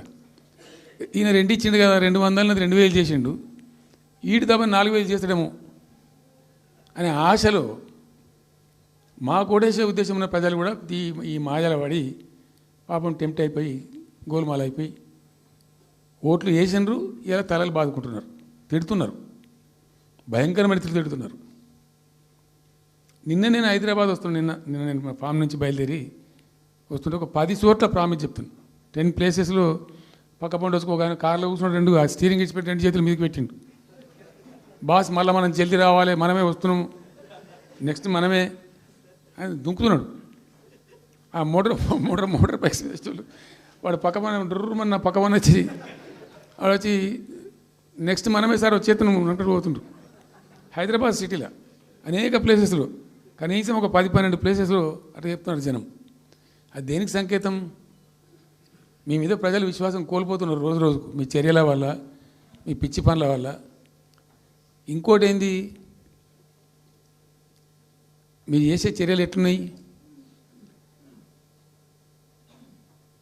మొత్తం రియల్ ఎస్టేట్ బ్రోకర్ దందానేనా? ఫార్మాసిటీ ఎందుకు వచ్చిందండి? ఫార్మాసిటీ మా ప్రభుత్వం ఎందుకు వచ్చింది pharma city? Why did we bring pharma city at all? అనుకోకుండా కొన్ని ప్రాంతాలకు, కొన్ని రాష్ట్రాలకు కొన్ని సందర్భాలు కలిసి వస్తాయి. భారత ప్రభుత్వం ఆనాడు ఉన్నటువంటి నెహ్రూ గారి ప్రభుత్వంలో ఈ ఫిలకు వ్యాధి, కలరా వ్యాధి వ్యాపించి ప్రజలు ఇబ్బడిగా చచ్చిపోయేది. ఎట్లా అంటే దీనికి ప్రాపర్ మెడికేర్ లేదు, ఎక్కడికక్కడ లోకలైజ్డ్ ప్రొడక్షన్స్ ఉండాలని చెప్పి ఐడిపిఎల్స్ అని పెట్టిండ్రు, కొన్ని కీలక రాష్ట్రాలలో పెట్టిండ్రు. అందులో మన అదృష్టంకు ఆ టైంలో హైదరాబాద్ కూడా ఐడిపిఎల్ వచ్చింది. ఐడిపిఎల్ యొక్క పుణ్యమా అని దాంట్లో నుంచి కొంతమంది నేర్చుకొని బయటకు వచ్చి, డాక్టర్ అంజిరెడ్డి కూడా ఐడిపిఎల్ ఎంప్లాయ్, బయటకు వచ్చి వాళ్ళు స్వయంగా పెట్టి చాలా విస్తరించారు. చాలా అంటే చాలా విస్తరించారు. ఆయన దగ్గర, అంజిరెడ్డి దగ్గర పనిచేసిన కూడా బయటకు వచ్చి వాళ్ళు పెట్టుకొని వాళ్ళు విస్తరించారు. ఇట్లా ఏమైపోయింది? Hyderabad has become a medical hub, pharma hub. ఒక ఆయన వచ్చి నాకు డబ్బులు బాగున్నాయి కాబట్టి నేను 10,000 కోట్లు పెట్టి పరిశ్రమ పెడతాను, నడవది, ఎడబడతా అంటే పెడతా అంటే దానికి ఎక్కువ కావాలి. అంటే ఆ ఎంప్లాయీస్, ఆ టెక్నీషియన్స్, ఆ కథా కార్ఖానా ఎక్కడైతే ఉంటుందో అక్కడ సక్సెస్ అవుతుంది. అట్లా ఏమైంది? ఫార్మా యొక్క ఎక్కువ బిల్డ్ అయింది హైదరాబాద్లో. ఫార్మా యొక్క ఎక్కువ బిల్డ్ అయిన ద్వారా చాలా ఇబ్బడి ముగ్గడిగా కంపెనీలు వచ్చినాయి ఇక్కడ. అసలు 1/3 వరల్డ్కు మన జినోమ్ వ్యాలీ నుంచే వ్యాక్సిన్ సప్లై అవుతుంది. ఇలా 1/3 of the world Hyderabad genome valley నుంచే వ్యాక్సిన్ సప్లై అవుతుంది. అట్లా ఎప్పుడో ఉన్న బయాలజికల్ ఈవెంట్స్ ఆ రాజుగారు స్థాపించారు ఆ కాలం 104 సంవత్సరాల క్రితం నిజాం పీరియడ్లో. అట్లాంటి కంపెనీలు వస్తూ వస్తూ వస్తూ వస్తూ వస్తూ Hyderabad has become a best destination for pharma. అయితే ఏమవుతుంది? ఆ రసాయనిక వ్యర్థాలు ఏవైతే ఉంటాయో అవి కొద్ది కారకాలు ఉంటాయి, ఇబ్బందులు కలిగిస్తాయి. మన హుస్సేన్ సాగరే కాలుష్యమయమైపోయి గబ్బు వాసన వచ్చే పరిస్థితి ఉండేది, మనం అందరం కూడా చూసినాం. సో దీని నుంచి హైదరాబాద్ బయటపడాలి. ఫార్మా వదులుకుందామా? వదులుకోవద్దు. మరి ఏం చేయాలా? ఒక 4 టీములు తింపిందండి నేను ప్రపంచవ్యాప్తంగా, ఐఏఎస్ అధికారుల బృందాలు. శాంతికుమార్ గారు అని చెప్పి ఆమె చీఫ్ సెక్రటరీ కూడా రిటైర్ అయింది. ఆమె అప్పుడు హెల్త్ సెక్రటరీగా ఉండే కొంతకాలం. ఆమె నాయకత్వంలో పంపించాం, చాలా దేశాలకు పంపినాం. మరి తిరిగి రండి. ఇప్పుడు ఏమైంది, మందులు లేని ప్రపంచాన్ని ఊహించలేం. మందులు కావాల్సిందే. మందులు తయారు చేసే సందర్భంలో తప్పకుండా కొంత వేస్టేజ్ ఉంటుంది. ఆ వేస్టేజ్ని ఎట్లా మేనేజ్ చేయాలి అని దానికి తెలివి కావాలి. సింపుల్ ఎగ్జాంపుల్ చెప్పండి, మన ఇంట్లో కిచెన్లో కూడా డైలీ వేస్ట్ ఉంటుంది, కానీ చాలా నీట్గా పెట్టుకుంటాం మనం దాన్ని. ఆ వేస్ట్ని డిస్పోజ్ చేస్తాం, కిచెన్లోనే ఉంచితే చచ్చిపోతాం కాబట్టి ఆ భయానికి క్లీన్ పెట్టుకుంటాం, మన ఓన్ కిచెన్ కాబట్టి. ఎగ్జాక్ట్లీ ఎట్లయితే కిచెన్ క్లీన్ పెడతారో వాటిని కూడా క్లీన్ పెట్టాలి. అది ఒక ఫార్మా కంపెనీ ముందు నుంచి మనం పోతున్నాం అనుకోండి, మన దగ్గర అయితే వాసన వస్తుంది, మనకు తెలుస్తుంది ఇదేదో మెడిసిన్ తయారు చేసే కంపెనీ అని. వేరే దేశాలలో అట్లా లేదు, యూరోప్లో లేదు, యూఎస్లో లేదు, చాలా దేశాల్లో లేదు, చైనాలో లేదు, అసలు గొట్టం నుంచి పొగరాదు. సో మనం మాత్రం టెక్నాలజీ మనం పెట్టుకోలేమా, పెద్ద ఇష్యూ ఏందని చెప్పి ఐఏఎస్ అధికారుల బృందాలను తింపిన నేను అనేక దేశాలకు తింపి పంపించి, హైదరాబాద్లో ఫార్మా ఉంది కాబట్టి హైదరాబాద్ యొక్క లార్జర్ ఇంట్రెస్ట్లో ఫ్యూచర్ దృష్ట్యా ఫార్మాను కాపాడుకోవాలి, ఆ ఎక్కువ పోనీయద్దు, ప్లస్ ఈ కాలుష్య భారం నుంచి ప్రజలను రక్షించుకోవాలి. ఎట్లా అంటే జెడ్ఎల్బి అని వచ్చింది, జీరో లిక్విడ్ బేస్ అని. ఆ డిశ్చార్జ్ ఏదైతుందో దాన్ని మొత్తం జీరో లిక్విడ్ చేస్తారు, ఇంకా కాలుష్యం కాదు, ఏం చెడిపోదు, వీళ్ళకి ఇబ్బంది ఉండదు. అది ఇంటర్నేషనల్ లెవెల్లో సక్సెస్ఫుల్గా ఉంది, సక్సెస్ఫుల్గా జరుగుతుంది. ఇప్పుడు అమెరికాలో ఉన్నాయి చాలా కంపెనీలు, యూరోప్లో ఉన్నాయి, ఇంకా చాలా చోట్ల ఉన్నాయి. అవసరం, ప్రతి దేశానికి అవసరమే. అయితే మనం ఆ సిస్టమ్ పెట్టుకోవచ్చు కదా అని చెప్పి ఒక ఫార్మా యూనివర్సిటీ కూడా పెడదాం దానిలో అని చెప్పి ఫార్మా ఇండస్ట్రీ తెచ్చినాం. 2 హెలికాప్టర్లు తీసుకొని ఆ ఫార్మా బిజినెస్ మెన్ ఎవరైతే ఉంటారో వాళ్ళని నేనే స్వయంగా పెట్టుకుని పోయి ఆ ముచ్చర్ల అక్కడ పోయి తీసుకుపోయి చూపించి ఈ ప్లేస్ బాగుంటుంది కదా అంటే బాగుంటుందని చెప్తే దాన్ని ఫైనల్ చేసి చాలా కష్టపడి 5-6 సంవత్సరాలు పర్సూ చేసి రైతాంగంతో ఘర్షణ పడకుండా ఒక 20,000 ఎకరాలు పెట్టుకొని చేస్తే 14,000 ఎకరాల పైచీలకు వరకు 14,000 నెట్ వచ్చింది ప్రభుత్వానికి. 14,000 acres already acquired by government. చాలా ఎంఓయూలు జరిగినాయి, అన్నీ జరిగినాయి. మన లోకల్ వాళ్ళు రెడీ ఉండి. అయితే పర్టికులర్లీ జీడిమెట్ల, చర్లపల్లి వీళ్ళు ఏమన్నారంటే, సార్ మాకు ఆల్టర్నేటివ్ స్థలం మంచిగా ఇస్తే మేము అక్కడికి వెళ్ళిపోతాం, ఈ బాధ మాకెందుకు, ప్రజలతో కూడా ఈ బదనాం ఎందుకు, ఆడ పెట్టుకుంటాం. పెట్టి కామన్ అఫ్లుయెంట్ ప్లాంట్స్ పెట్టి ఒక ఐఏఎస్ అధికారిని పెట్టి దాన్ని ప్రభుత్వ నిఘాలోనే ఈ రసాయనాలు వ్యర్థాలను ఇష్టం వచ్చినట్టు పెట్టుబడితట్టు పంపకుండా ఆ నియంత్రణలో జరగాలని చెప్పి పెట్టుకున్నది ఫార్మాసిటీ. దానికి ఎన్వైరాన్మెంటల్ క్లియరెన్స్ కూడా వచ్చింది, కేంద్ర ప్రభుత్వాన్ని ఒప్పించి ఎన్వైరాన్మెంటల్ క్లియరెన్స్ తెచ్చినాం. హైదరాబాద్ మొత్తం ఫార్మాను ఒకటే దగ్గర తీసుకుపోయి పెట్టాలి, ఆడ ఫార్మా సిటీ కట్టాలి, అక్కడ పనిచేసే ఎంప్లాయీస్ కూడా పొద్దాకి ఇటు అటు తిరిగేటువంటి అవసరం లేకుండా మంచిగా బ్రహ్మాండమైన సిటీ రావాలి, వచ్చే సిటీకి కావాల్సినటువంటి ఆల్ ఇన్ఫ్రాస్ట్రక్చర్ రావాలి అని. చైనాలో నేను చైనా పోయినప్పుడు చూసినట్టు అది 70,000 ఎకరాలు వాళ్ళది, చాలా హ్యూజ్ ఫ్యాక్ట్. మనకి ఒక 20,000 acres అయితే మస్తు అవుతుందని చెప్పి మేము తీసుకొని చేసినాం. మెడికల్ కాలేజ్ కూడా మంజూరు చేసినాం ఆ పక్కనే, వీటన్నిటి దృష్ట్యా పెట్టుకొని. అంటే మేము ఒక పద్ధతి పెట్టుకొని దాన్ని ఒక సిస్టమేటిక్గా చేసినాం. చేస్తే ఇప్పుడు దాన్ని ఏందండి దందా, ఏదైనా చేసి దాన్ని నమ్మకదొబ్బ అన్న. ఏం జరుగుతుంది రాష్ట్రంలో? ఫ్యూచర్ సిటీ, తొక్క సిటీ, ఎవరికి కావాలి నీ ఫ్యూచర్ సిటీ నాకు అర్థం కాదు. నువ్వు పెంచినావు హైదరాబాద్ను, ఎవరు చేసిన హైదరాబాద్ సిటీ? ఇంత వైబ్రాంట్ సిటీ ఎక్కడికి వచ్చింది?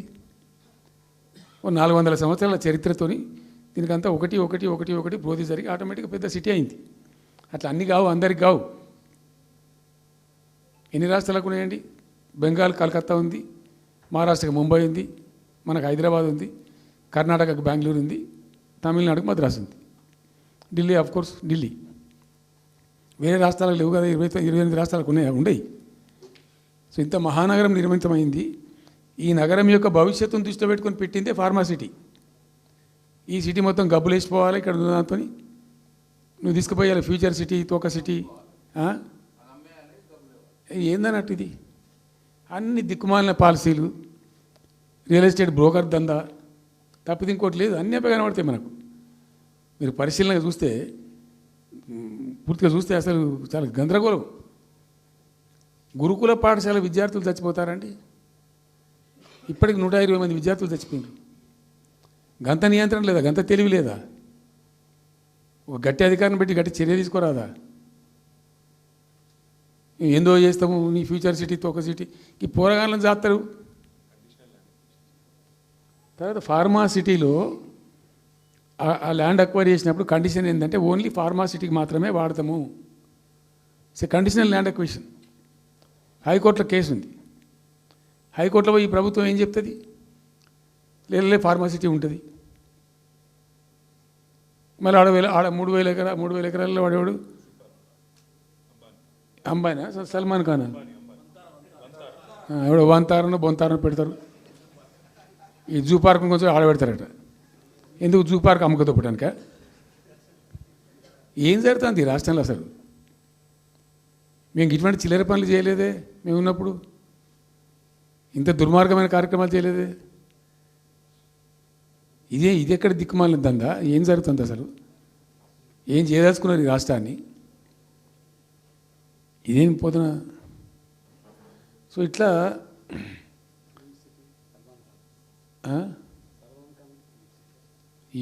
అది ఏందో నేను ఒక్కటే మాట్లాడుతున్నానండి. బిజినెస్ మీట్ పెడతాం, ఎంఓయూలు చేసుకుంటాం, ఏ ప్రభుత్వం చేయాల్సిందే. అడ్డగోలు జమాబందీ దానికి లెక్కలేని కథ అంటే ఏందన్నట్టు ఒక హైప్ క్రియేట్ చేసుడు. దీనికి ఆజుడు, దీనికి గురువు చంద్రబాబు నాయుడు. చంద్రబాబు నాయుడు చెప్పిన లెక్కల బిజినెస్ వచ్చేది ఉంటే, ఎంఓయూలు సక్సెస్ అయ్యేది ఉంటే ఆంధ్రప్రదేశ్లో ఈ పాటికి 20 లక్షల కోట్లు వచ్చి ఉండాలి. ఆయన ఫస్ట్ టైం అలా సీఎం ఉన్నప్పుడు ఆ ఊళ్ళో పెట్టే కదా, వైజాగ్లో,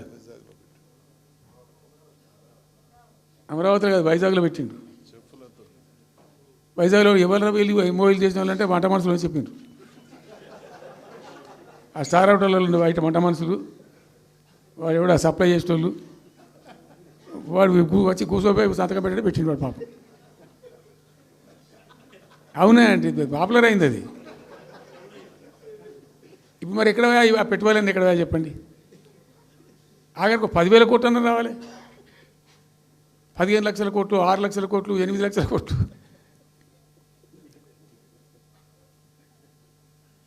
అయితే అప్పుడు తమాషా జరిగింది. ఈ భోపాల్ ముఖ్యమంత్రి, అప్పుడు నేను ముఖ్యమంత్రి ఉంటే, భోపాల్ ఉన్న ఆయన పేరు శివరాజ్ సింగ్ చౌహాన్, ఆయన సీఎం ఉండే. ఆయన ఆ ప్లానింగ్, అదే ఇప్పుడు నీతి ఆయోగ్ ఉంది కదా, దానిలో సబ్ కమిటీకి ఆయన చైర్మన్.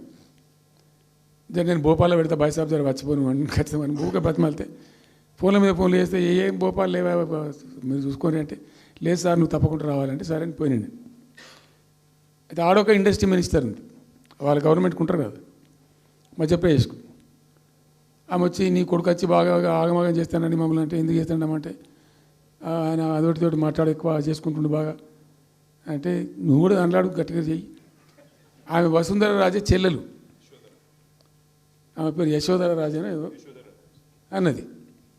అంటే నేను అంతకుముందు ఒక కొద్ది రోజుల ముందే నేను భోపాల్ పోవడానికి ఒక దాదాపు 2-3 మంత్స్ బిఫోరే మోడీ గారు వచ్చిండు. అక్కడ వచ్చి 14 లక్షల కోట్లకు ఎంఓయూ చేసి పడేసారు. ఇది మధ్యప్రదేశ్ గవర్నమెంట్. నేను మొన్న 14 లక్షల కోసం చేసిన కానమ్మా, మీకు నాకు అర్థం కాదు, నీకేం రాలేదంటావు నువ్వు. ప్రధానమంత్రి మీకు సపోర్ట్ ఉండే, మీకు పార్టీ అయ్యి మీకు మంచిగా నీకు ఇంత లాభం ఉంది అంటే, ఓ సో బోగసాయి సాబా ఆమె నేను అతను ప్రామిస్ చెప్తాను. నేను ఐ వాజ్ షాక్డ్. అది వచ్చేదా పోయేదంత వాటిగా గ్యాసు అంటే, ఈ గ్యాసులు ఎవరిని మోసం చేయడానికి ఇంత వంచిస్తారా ప్రజలను? నికరంగా వస్తే పెట్టుబడులు రావాలి కదా, కనబడతాయి కదా. ఆ పెట్టుబడులు వస్తే లాభాలు జరుగుతాయి, ఉద్యోగాలు వస్తాయి, ఫ్యాక్టరీలు వస్తాయి, అడిషనల్ ఇన్కమ్ జనరేట్ అవుతుంది, స్టేట్ గవర్నమెంట్కి జిఎస్టీ పెరుగుతుంది. ఏం లేదు, వాటిదే గ్యాస్. మొన్న వీలైతే చెప్పి 5 లక్షల, నువ్వు కొంచెం తగ్గించి చెప్తున్నావు. నేను పేపర్లో చూసింది 575.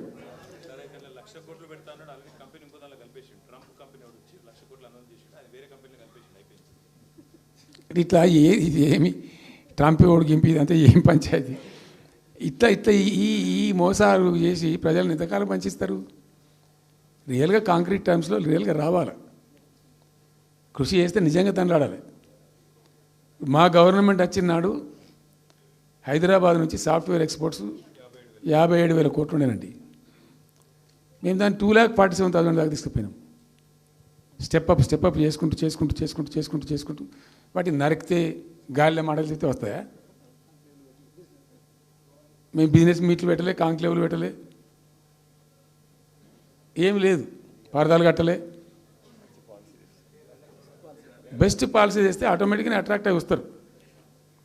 నేను చెప్పిన అప్పుడు ఒక ఆయన ఉండే, పాప ఆయన చీఫ్ సెక్రటరీ కూడా రిటైర్ అయ్యాడు, ఆయన పేరే ఉండే మాధవరావు అల్లుడు ప్రదీప్ చంద్రకు చెప్తే ఆయన పాలసీ తయారు చేయమని చెప్తే తెప్పించండు. పాపం చాలా దేశాలకు తెప్పించండు. ఒక 50 సార్లు రిజెక్ట్ చేసిండు. ఇట్లా కాదు, నాకు కాంక్రీట్ కావాలి, ఇంకా మంచి కావాలని చెప్పి చాలా కష్టపడి చేసిండు. I must appreciate him. The best policy was brought in. తెచ్చిన తర్వాత కూడా ఎట్లుంటుందంటే, ఒక కంపెనీ వాడు వచ్చిండు, ఫాక్స్కాన్, ఆ మహారాష్ట్రలో కొట్టుకుపోయింది.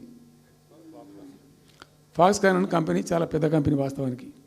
ఇదేవి తయారు చేస్తారు, ఈ సెల్ ఫోన్లు ఇవన్నీ ఎలక్ట్రానిక్స్లో ఉన్నాడు. చాలామంది ఉమెన్కి ఎంప్లాయ్మెంట్ దొరుకుతుంది దాంట్లో, 1000 మందికి. సరే వస్తే మనకు కూడా లాభం జరుగుతుంది. వాని ఎంబడి కూడా మస్తు దానిలో ఆల్మోస్ట్ వచ్చిండు, 90% వచ్చిండు. మీ పాలసీ బాగుందని అప్రిషియేట్ చేసి అన్నీ చేసిండు. యాళ్ళకు వస్తే మహారాష్ట్ర ప్రభుత్వం 3,000 కోట్ల రూపాయలు వానికి నగదు ఇన్సెంటివ్ ఇస్తాను, వాడు కొట్టుకుపోయాడు. 3,000 crores ఎదురిస్తేనే నీకు డబ్బులని తీసుకుపోయాడు. అప్పుడు మనకు అంత కెపాసిటీ లేకుంటే సరే రియల్ ట్రై చేస్తే, కాంపిటీషన్ ఉన్నప్పుడు ట్రై చేస్తే కొన్ని సందర్భాలు జరుగుతాయి, కొన్ని జరిగాయి. ఉన్నట్టు తెలుసు, కట్టండి కదా, నడుస్తుంది కదా, ఫ్యాక్టరీ స్టార్ట్ కూడా అయింది కదా ఆల్రెడీ. సో అట్లా రియల్ ఎఫర్ట్ చేస్తే కొంత జరిగేటువంటి ఆస్కారాలు ఉంటాయి.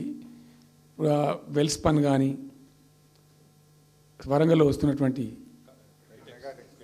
మెగా టెక్స్టైల్ పార్క్లో కైటెక్స్ కానీ, చాలా వాళ్ళు ఎంబడివాడి తనలాడి తిప్పలవాడి అది చేసి పట్టుకొస్తే ఓటి సమకూరుకుంటూ పోతుంటుంది. కానీ వట్టి హైప్ క్రియేట్ చేసి మందిని మోసం చేసి ఎన్ని రోజులు ఇస్తుంది? ఆత్మవంచన, ప్రజావంచన. ఏమైనా వస్తుందిరా బాబు అంటే ఏమి రాదు. ఈ గ్యాస్ల ప్రజలను పెట్టి ఇప్పుడు ఇస్తాన 2,500 దిక్కులేదు మహిళలకు, 1,000,000 మంది మహిళలను కోటీశ్వర్లను చేస్తాం. కాంగ్రెస్ మంత్రులంతా ఒకటే పాట పాడు, ఏమి ఎట్లా చేస్తావా 1,000,000 మంది మహిళలను కోటీశ్వర్లను? నీ దగ్గర ఉంటేనా? ఉన్న రెవెన్యూ పీకింది రాష్ట్రాన్ని, లోపలికి అయిపోయింది. మేము ఉన్నప్పుడు గ్రోత్లో 50% లేదు. అసలు మీ గ్రోత్ గురించి అవగాహన ఉందా? ఒక్కొక్క రూపాయి కూడబెట్టాలి, ఎట్ట తీసుకుపోవాలి? నేను ముఖ్యమంత్రి అయిన తర్వాత నన్ను ఎంతమంది టెంప్ట్ చేసినా ఐఏఎస్ ఆఫీసర్లు వాళ్ళు వీళ్ళు, ₹1 రిజిస్ట్రేషన్ ఛార్జ్ పెంచాలి నేను 4 ఏళ్ళ దాకా, నాట్ ఈవెన్ సింగిల్ రూపీ. ఉల్టా నేను వాళ్ళని పిలిచి మీకు ఏం కావాలి, రియల్ ఎస్టేట్ బాగా మంచిగా చేసుకుపోవాలి, హై క్లాస్ రావాలి అంటే ఎట్లా? హైదరాబాద్లో కూడా స్కై లైన్ రావాలని చెప్పి 3 ఏళ్ళు తిప్పలవాడనండి నేను, 3 years. ఎందుకంటే స్కై లైన్ రావాలని నోటి మాట అంటే రాదు, దానికి కూడా ఎక్కువ కావాలి. ఆ 50 అంతస్తులు 60 అంతస్తులు మీదకి పోయి కట్టేటువంటి ఆ క్రేన్ ఆపరేటర్లు, క్రేన్ డ్రైవర్లు, దానికి సంబంధించిన సరంజామా అంత ఉంటుంది. ఆ ఎక్కువ వస్తే ఆ స్కై రైజ్ వస్తుంది. ఆ ఎక్కువ తేవడానికి చాలా కష్టపడాల్సి వచ్చింది. ఇప్పుడు ఈ రాజభవన్ పక్కనే గేట్ పక్కన ఒకటి ఉంటుంది చూడండి, కాదు ఒక టవర్ ఉంటుంది ఒకటి. నేను అప్పుడు నేను పోతుంటే ఈ పునాది తీసిండు, మంచి స్పాట్ ఇది, వాటర్ ఫ్రంట్ ఉంటుంది హుసేన్ సాగర్. అతను చెప్పుండే మనం స్కై లైన్లో భాగంగా ఇద్దాము, 50 అంతస్తులకు ఇద్దామని చెప్పి ఆగమంటే ఆయన ఎవరో రాజుగారు ఆగలే, ఆయన గతకే కట్టుకున్నాడు పాపం. It took me 3 years to bring sky line to Hyderabad. మేము ఒక పద్ధతికి పోయినాం, సిస్టమ్ చేసినాం, ఓపికతోని చాలా సిన్సియర్గా మంచి పద్ధతితోని వాళ్ళతో డిస్కస్ చేసుకుంటూ మాట్లాడుకుంటూ ఒక క్రమ పద్ధతిలో పోయినాం. గట్టుంటుంది పద్ధతి. కానీ 4 ఫీజు తీసినాం, 4 10% ఏదో ఫీజు ఉండే. తర్వాత ఆర్డీఓ ఆఫీస్కి పోవాలి సార్, ఈ ఫీజు ఏమో కానీ ఆ ఫీజు ఎక్కువ అవుతుందని వాళ్ళు చెప్పిండ్రు. అది తీసేవతల పడేసాం. అది చేసేసినాం, ఆర్టీఓ దగ్గర పోయే అవసరం లేకుండా కూడా చేసినాం. ఇప్పుడు అదొక ఫీజు. ఆ ఫీజుతో ఏమైంది, ఆయనతో పీకింది. హైదరాబాద్ రియల్ ఎస్టేట్ గంగలు కలిసింది.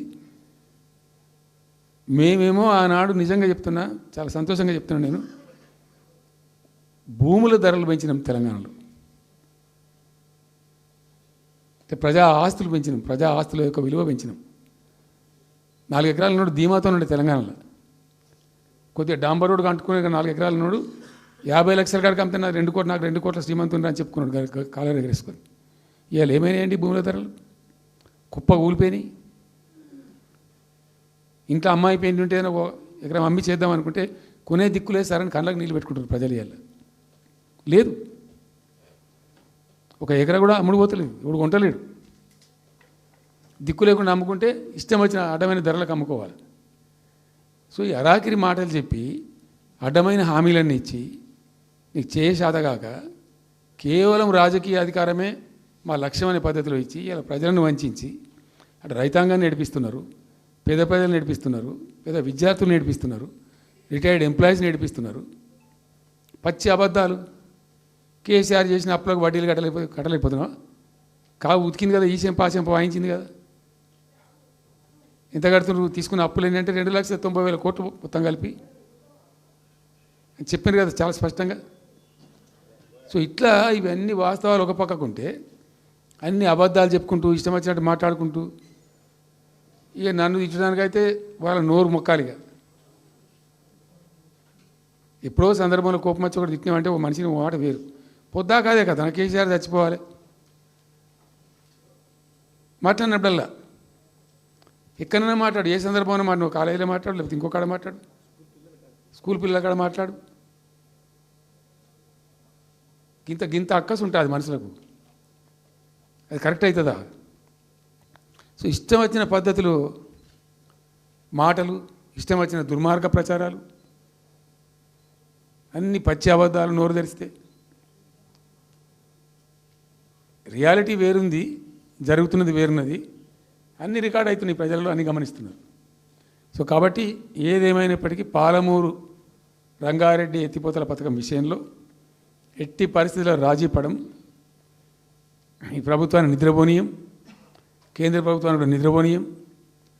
మా హక్కుల పరిరక్షణకు ఒక డ్రాప్ తక్కువైనా కూడా at any cost, at whatever cost, TRS పుట్టిందే తెలంగాణ ప్రజల కోసం. తెలంగాణ ప్రజలకు ఒక నొక్కు పడుతుంటే మౌనం పాటించలేం. మీరు ఏం ఊరుకో ఏం చేసుకో. నాకు ఇన్ఫర్మేషన్ వచ్చింది, మీటింగ్ జరుగుతుంటే మరి 4 గంటలకు అయిపోవాలి లెక్క ప్రకారం. It was extended. 5 గంటలకే ఉత్తమ్ కుమార్ రెడ్డి ప్రెస్ మీట్ పెట్టిండు. మీకు కూడా వచ్చి ఉంటుంది ఇన్విటేషన్. ఎందుకు కేసీఆర్ కాగానే మనం ఇంకొక వరుస మళ్ళీ మురగాలి చిట్ చాటు, అది కూడా ఎందుకు మొరగడానికి? ఆ మొరుగుడుకు వాల్యూ ఉంటుంది. So thank you so much. ఈరోజు నేను ఏమంటున్నాను, మీతో ఒక request, Rahul don't be hasty. ఇవాళ I'm only restrict my self to Palamuru ఎత్తిపోతల పథకం. అది డైల్యూట్ అవుతుంది కాబట్టి ఇలా చెప్పాను. నేను ఉంటున్నా, మీకు అందుబాటులో ఉంటుందిగా. I'm on the field now. కాబట్టి మీకు please here me. You have to excuse me today. దానికే నేను రిస్ట్రిక్ట్ అవుతాను. ఇవాళ any question, 100 questions you put me, I will give you answer tomorrow or day after, any time. Thank you.